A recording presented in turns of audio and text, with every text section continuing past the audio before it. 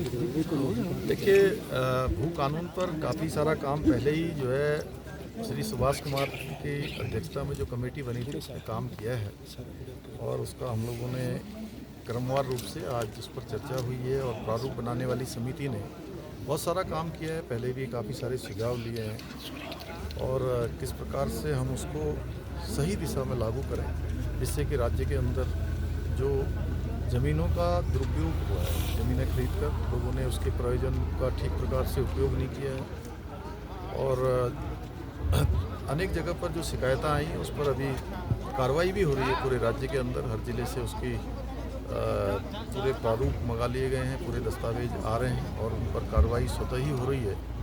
अब जल्दी ही चूँकि हमको भू कानून लाना है, लागू करना है, तो उसमें सभी के सुझाव बहुत महत्वपूर्ण हैं। आज हमने जो हमारे राज्य के बहुत अनुभवी और जिनका लंबा दीर्घ अनुभव रहा है और इस क्षेत्र में काम किया है, उन सभी वरिष्ठ हमारे जो सेवानिवृत्त हो चुके अधिकारी उन सबको भी यहाँ पर बुलाया था।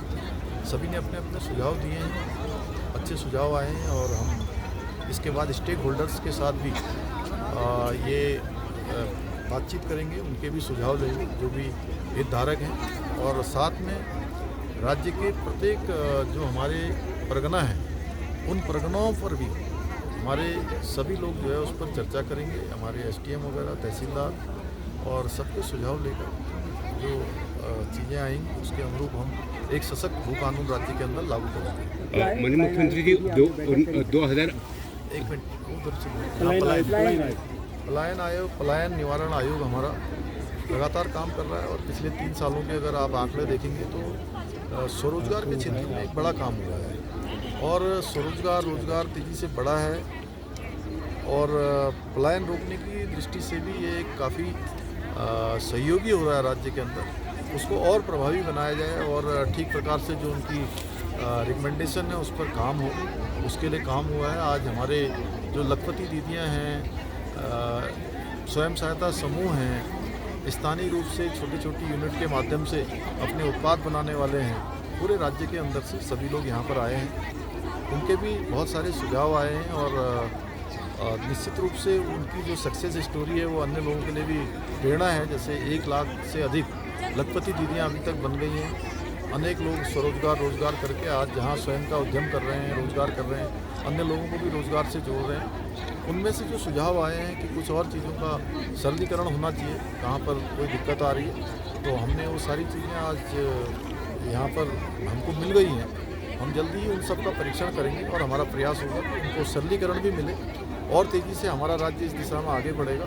तो हमारे प्रधानमंत्री आदरणीय मोदी जी ने जो हमसे अपेक्षाएं की, जो उन्होंने बाबा केदार के धाम से कहा था 21वीं सदी का तीसरा दशक उत्तराखंड का दशक होगा, तो निश्चित रूप से ये 10 साल हमारे लिए बहुत महत्वपूर्ण है और हम 10 सालों में प्रगति के और उन्नति के शिखर पर होंगे। उसके लिए हर एक उत्तराखंडवासी अपना योगदान देगा, ऐसा आज सब लोगों से हम लोगों ने यहाँ पर एक संकल्प भी यहाँ ले रहे हैं हम लोग ग्रीष्मकालीन राजधानी में। मुख्यमंत्री जी केदारनाथ चुनाव पर कुछ कहेंगे?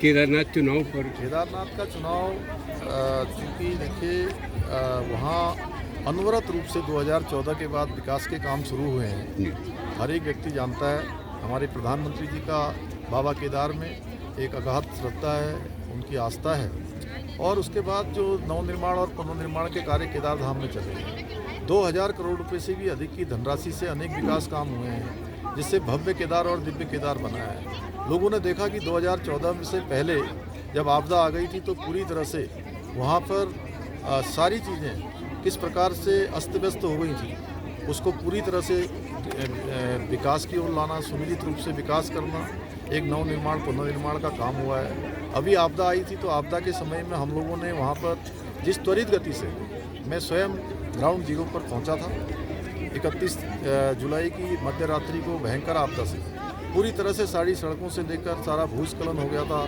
सारा डिस्कनेक्ट हो गया था, पुल से लेकर सारी चीज़ें वहाँ पर समाप्त हो गई थी और बहुत जल्दी उन सबको पुनर्निर्माण किया गया, उनको यात्रा के लिए ठीक किया गया।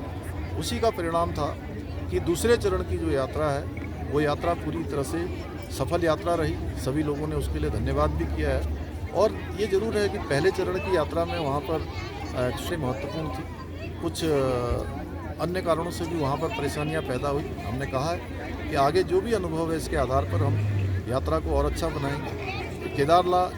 श्री केदारनाथ विधानसभा के लोग इस बात को भली भांति जानते हैं कि हमारे प्रधानमंत्री जी के नेतृत्व में हम संकल्पित होकर केदारनाथ को, श्री केदारनाथ विधानसभा को एक आदर्श विधानसभा बनाने के लिए काम कर रहे हैं। वहाँ के लोग इस अनवरत चलने वाले विकास को और गति प्रदान करेंगे।